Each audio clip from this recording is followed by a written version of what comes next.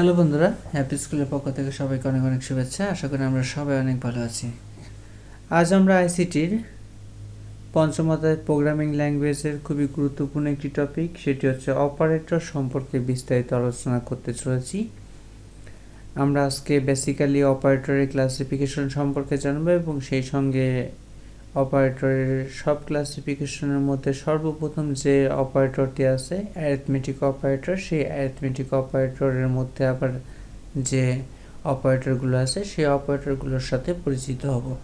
বন্ধুরা, আমাদের হ্যাপি স্কুলের পক্ষ থেকে একটি বই প্রকাশ করা হয়েছে, যেটা তোমরা অনেকেই জানো, অনেকেই সংগ্রহ করেছো, যেটা স্ক্রিনে দেখতে পাচ্ছ, যেটা এমসিকিউ এর জন্য আমার মনে হয় এইচএসসি এবং অ্যাডমিশন টেস্টে খুবই গুরুত্বপূর্ণ ভূমিকা পালন করবে। সেক্ষেত্রে বইটি যদি তোমরা তোমাদের প্রয়োজন মনে করো তাহলে অবশ্যই স্ক্রিনে দেওয়া নাম্বারে ফোন দিয়ে তোমরা কিন্তু বইটি সংগ্রহ করতে পারো।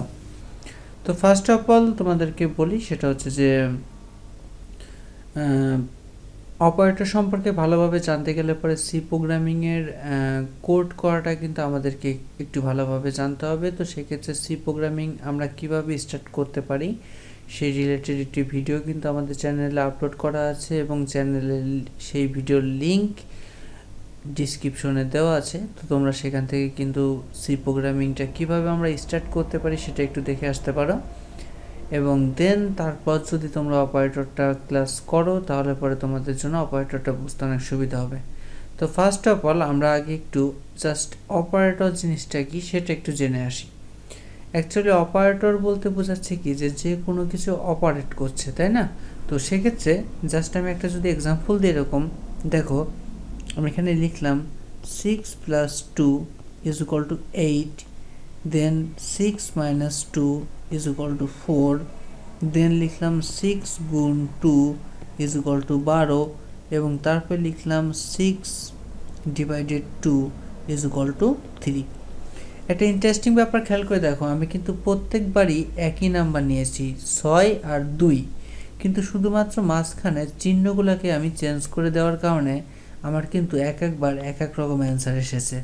অর্থাৎ দেখা যাচ্ছে কি যে এই অঙ্ক দুইটার মূল্য চাইতে কিন্তু মাঝখানের চিহ্নটার দাম কিন্তু এখানে অনেক বেশি, বিকজ এই চিহ্নটাই নির্ধারণ করে দিচ্ছে যে 6 আর 2 এর ফিউচারটা কী হবে। যেমন প্লাসের মাধ্যমে 6 আর 2 হয়ে গেছে 8, একইভাবে বিয়োগের মাধ্যমে হয়ে গিয়েছে 4, গুণের মাধ্যমে হয়ে গেছে 12 এবং ভাগের মাধ্যমে হয়ে গেছে 3।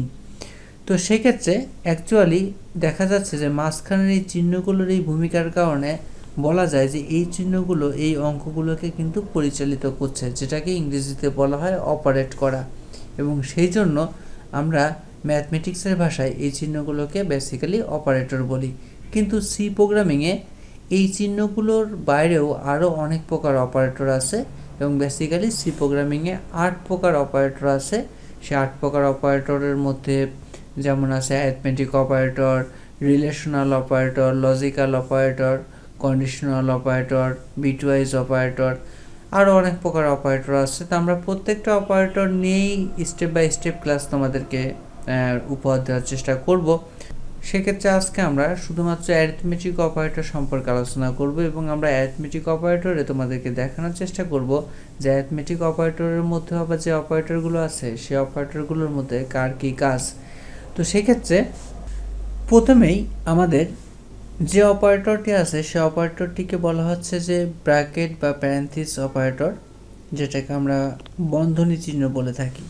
তো সাধারণত বন্ধনী চিহ্নটা সি প্রোগ্রামিংয়ে কীভাবে ব্যবহার করা হয়, আমার মনে হয় বন্ধনী চিহ্নের ব্যবহারটা আমরা কম বেশি সবাই করতে পারি। নর্মাল সি প্রোগ্রামিং কোড করার ক্ষেত্রেই বন্ধনী চিহ্ন অনেক ক্ষেত্রে ব্যবহার করা যেতে পারে। যেমন আমরা এখানে লিখতে পারি, এখানে একটা প্রোগ্রামের কোড আমরা করে লিখে রেখেছি ফ্লোটিং টাইপের ডাটা টাইপ দিয়ে। তো সেই ক্ষেত্রে সি = আমরা কিন্তু লিখতে পারি জাস্ট a + b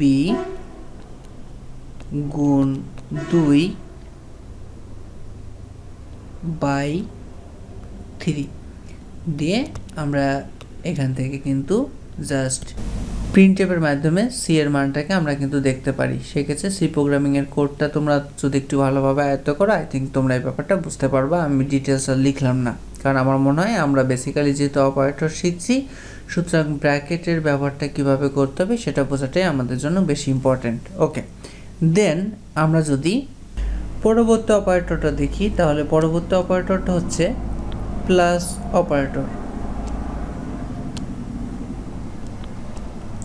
তো খুব সিম্পলি প্লাস অপারেটর কি, সাধারণত দুইটা বা তিনটা ভেরিয়েবলকে যোগ করার ক্ষেত্রে ব্যবহার করতে পারি আমরা, যেমন লিখতে পারি C is equal to A plus B.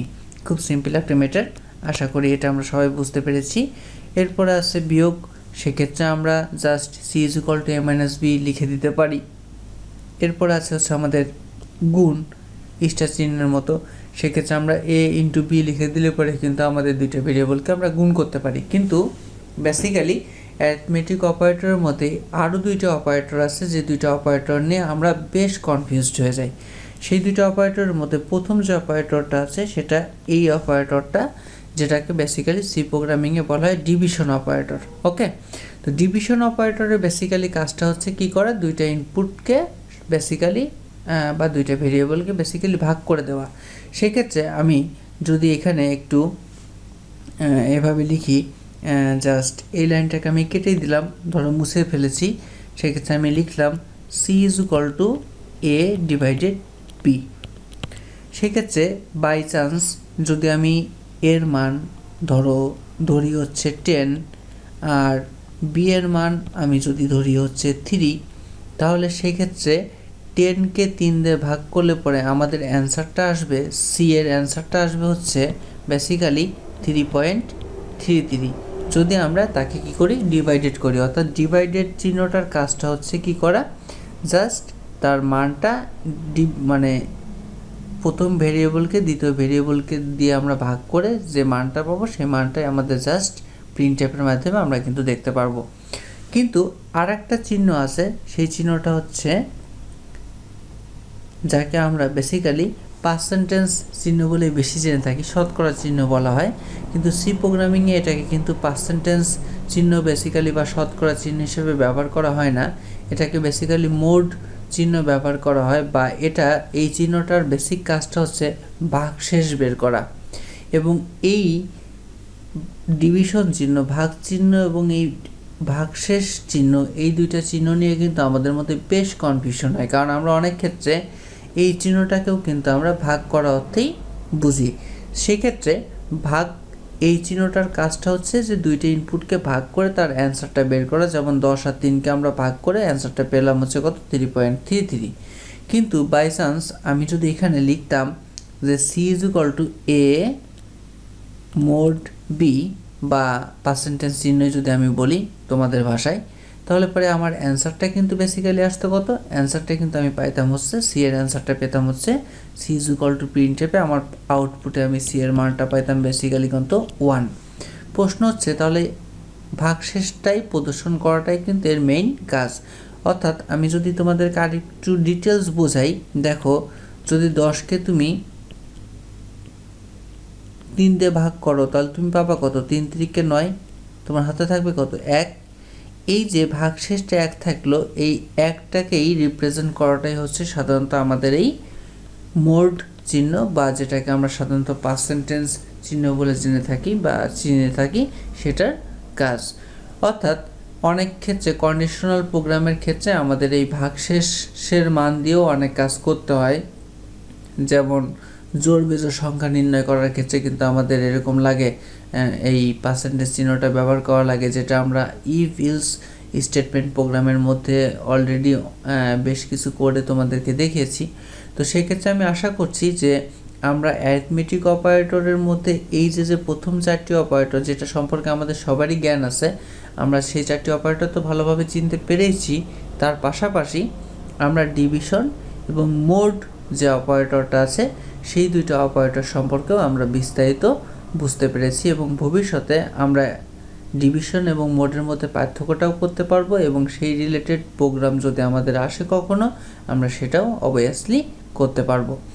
পরবর্তী ক্লাসে আমরা relational operator, logical operator, bitwise operator plus অন্যান্য যে অপারেটরগুলো আছে সেই অপারেটরগুলো নিয়ে তোমাদের সাথে আলোচনা করব। ততদিন ধন্যবাদ সবাইকে।